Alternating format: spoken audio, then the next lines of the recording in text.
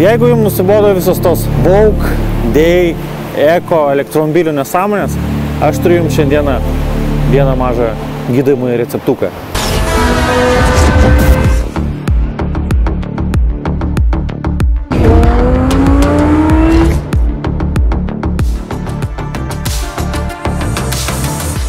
Audi R8 galima supainioti su Audi TT, bet iš arčiau pažiūrėjus, jokių panašumų čia nėra. Priekis man panašus į Ultimate silkę, tai yra paskutinio lygio silkę, aerodinamiškiausia, greičiausia, geriausia silkė. Priekis atrodo kaip Star Warsai, Darto Veiderio snukės. Kiekvienukam šitas nesąmonės patinka, LED žibintai, visur viskas juoda, juodi Audi žiedai. Automobilis turi anglies keramikos stabdžius. Stabdžiai nepigus, 12-13 tūkstančių eurų, bet jie stabdo velniškai gerai. Tai turbūt tie stabdžiai, kuriuos norėtumėte juos turėti, jeigu jums reikėtų labai greit stabdyti. Vienintelis minusas jų, juos reikia kaitinti. Neįkaitinsi, jie gali nestabdyti taip gerai. Ir antras minusas, kad jums į galą gali važiuoti koks nors durnelis, norėdamas jūs pasivyti ir nesuprasdamas, kad jo automobilis taip greit sustabdyti negali.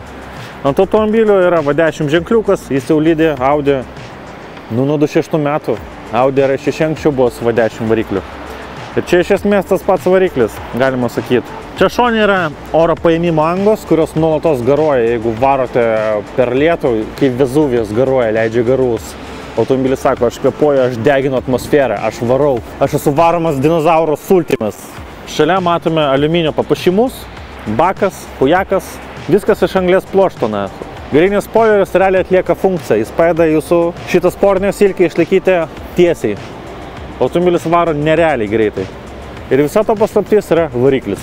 Prieš kalbant ir rodant naują Audi R8 V10 variklį, noriu pakalbėti apie mūsų naują projektą Fordą Mustangą. Prikupai vis laik rizikuoja, ne?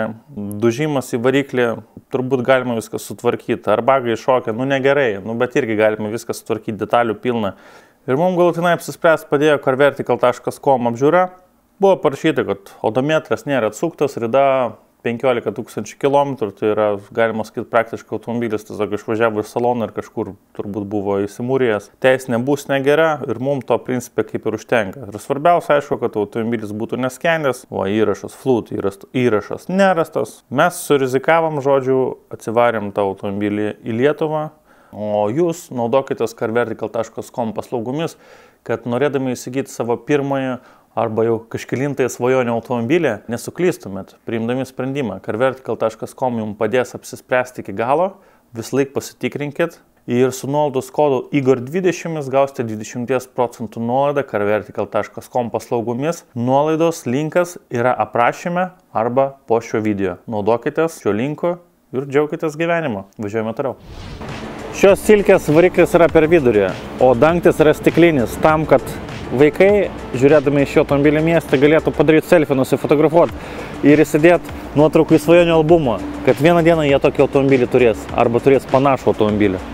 Čia automobilis žmonėm, kurie nebijo svajoti ir nebijo išpildyti savo svajonės. Čia stovi 5,2 V10 atmosferinis variklis. Tokių variklių jau dėja nebegamins. Jie galbūt ateityje bus elektrifikuoti, galbūt bus labai brangus, kaip Revuelto 650 000 su V12. Bet tai yra tai, ką turime. Dinozauro sultis, tai yra zaibys, tai kuo mes gyvename.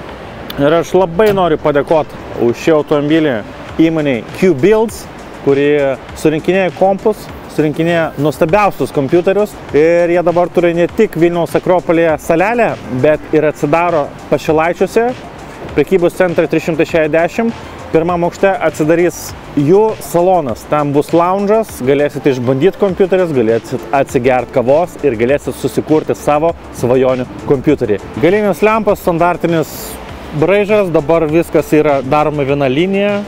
Tipo madinga, luxury, hujakšyri. Čia yra paprastos gražios lempos, atrodo labai gražiai. Duslintuvai. Oh yeah. Viduje, aišku, ten netokie duslintuvai, bet iš išorės. Oh yeah, atrodo gerai. Fistint gali. Fist. Automobilis taipogi turi bagažinę. Priekinė bagažinė nėra pakankamai talpi, bet vienam bagažui, arba kupriniai, arba striukiai vietos pakaks. Greičiausiai jūs turite daug pinigų ir jums maistą atveža maisto kurjeris arba tiesiog turite liokajų, kuris jums atveža visą maistą. Čia kažko ypatingesnio atsiveš negalėsit. Ką, R8 filmavimo metu jūs susimastote, kodėl aš čia stoviu? Laukia jau pavasaris, o mes filmuojam žiemą. Atsakymas paprastas. Ford Mustangas projektas beveik paruoštas. Pamatysite visas serijas nuo A iki D. 4 serijas su test drive apie šio nuostabaus Mustangų prikelimą iš numirusių. O jeigu jūs žinote, ko jūs norite, jūs galite kreiptis į hado.lt arba jūsų artimiausio automobilių dalių atstovą, kuris prekiauja Hado produkciją. Jūs galite įsigyti DP filtrų valytuvų, multiklinerių purkštukam, dizeliam, benzinam, greičių dėžėm. Viskam yra tepalai, kam yra galimybė pagerinti mechanikos veiklą. Nesidrovėkite, kreipkitės į Hado.lt ir susižinokite, ko jums konkrečiai reikia. Šiuo atveju į Fordą viskas supilta iš Hado, mes didžiuojamės Hado, mes naudojame Hado, mes mylime Hado. Naudokite ir jūs. Važiuojam toliau. Jungiasi komforto režimą Audi tampa visiškai civilizuotų žvėrim. Jokių pašalinių garsų. Nuostabi greičių dėžė, 2 sankabų greičių dėžė, jinai dirba kaip liokajus, kuris atneša jums kaip Hermès parduotuviai jūsų Birkin bagą. Hermès, kuris kainuoja $20 000, bet norint jį gauti reikia būti eiliai. Reikia būti VIP'o. Viduj paprasta, visur. Alcantara, anglies pluoštas, nėra jokių nereikalingų ekranų. Ekranai reikalingi tik tai dročeriam. Savo planšetės galite palikti namie arba kuprinėse. Čia yra automobilis skirtas vairavimui, čia yra priekyje vienas ekranėlis nedidelis ir to pilnai užtenka. Pojūtis, lyg tai sėdėčiau kosminėje stotyje. Tik be visų tų NASA nesąmonių, be visų tų debiliškų plansečių, durnų įspėjimo kontrolių, viską galiu atjungti. Galiu važiuoti komfortabiliai tiesiog į Nidą, įsijungia 7 pavara, pakaba komfortabiliai, apžiūros laukas yra geras. Palyginau su sena Audi R8, gale nieko nesimatė. Čia gale matau viską. Matau puikiausiai, kontroliuoju situaciją, jaučiuosi labai gerai. Komfortas, jinai komfortabilesnė už Lamborghini Huracan. Stogas aukštesnis už Lamborghini Huracan. Lamborghini Huracan aš tiesą sakant jaučiausi lyg tais būčiau apipistas. Čia aš jaučiuosi gerai, vietos nėra per daugiausiai, bet komforto režime aš visiškai nejaučiu, kad tai yra kažkoks tai labai super sportinis automobilis. Jaučiasi pakabos kietumas, jaučiasi karboniniai stabdžiai, jaučiasi, kad visi nori aplink su tavim pažaist, nori palenktyniaut, nori parodyti, kad jie greitesni. BMW vairuotojams net kraujas pradeda kaisti.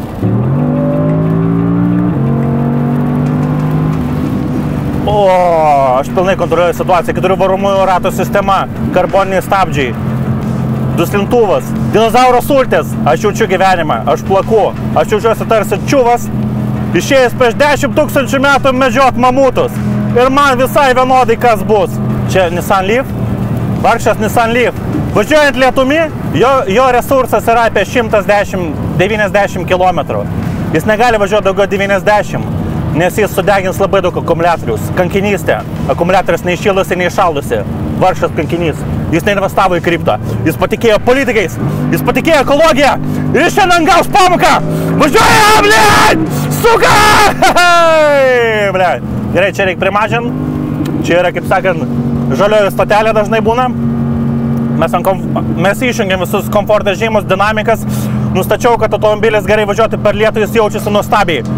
Kalbant apie vairą. Vairas nuostabus, man patinka. Galima būtų padaryti, kad galima būtų sukinėti, kaip Porsche moldus. Čia tik reikia spaudinėti. Tas man nepatinka. Bet visumoje vairas man patinka. Vairalas, tai galvoju, man nepatiks, nes jinai yra prieštvarinė. Dabar yra mažas vairalas, bet aš jums pasakysiu vieną. Šitas automobilis dėjo ant tų technologijų. Šitas automobilis sukurtas tam, kad tau būtų patogus. Vairalas yra patogiau, net intuityviai nereikia žiūrėti. Ar tu perjungsi drive, ar tu perjungsi sport režimą, ar tu pastatysi parkingą, viską jauti automatiškai. Ir aišku, yra tas patogus dar mygtukas, su kurio gali reguliuoti multimediją, tipo kaip BMW drive'as. Aišku, drive'as geriau, bet čia ne apie technologijas, čia tiesiog apie gerą laiką. По этапу, мы идем по этапу, а для вас я никто, как и вы для меня. Я плюю на закон, вы меня в лагеря. Хо-хо! Слайд, слайд!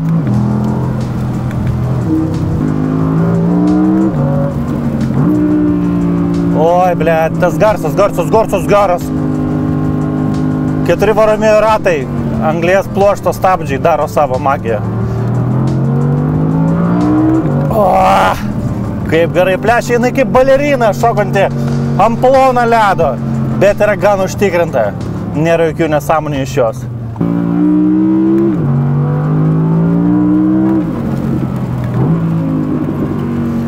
Ir ką, važiuojam į kalną.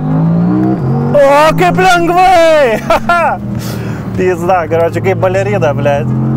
Posakis jis veikia labai puikiai. Jis veikia taip puikiai, kad jausmas yra kaip moliuskas būtų prilipęs prie uolos ir jūs negalit nukabinti. Ne, geras kaifas. Čia arklių yra daugiau negu reikia. Rajone sukinėtis gal su Golfu GT smagiau, nes gali tapkiam spaust. Čia jeigu spaudi tapkę, tai atitinkamai reikia suprasti, kad negalima. Bet kokia vulkaninė jėga, blėt. Kiek čia arklio galių, blėt. Atrodo 630 arklio galių, bet 1000 bičių gelia, blėt. Gelia per variklį, per greičių dėžį ir ratus, ir nahu, ir ką. Ir turime rezultatą, blėt. Labai galinga taškė, teikianti malonumą. Oras baisus, tarsi Vezuvijaus įsiveržimas, tik lietaus formoje.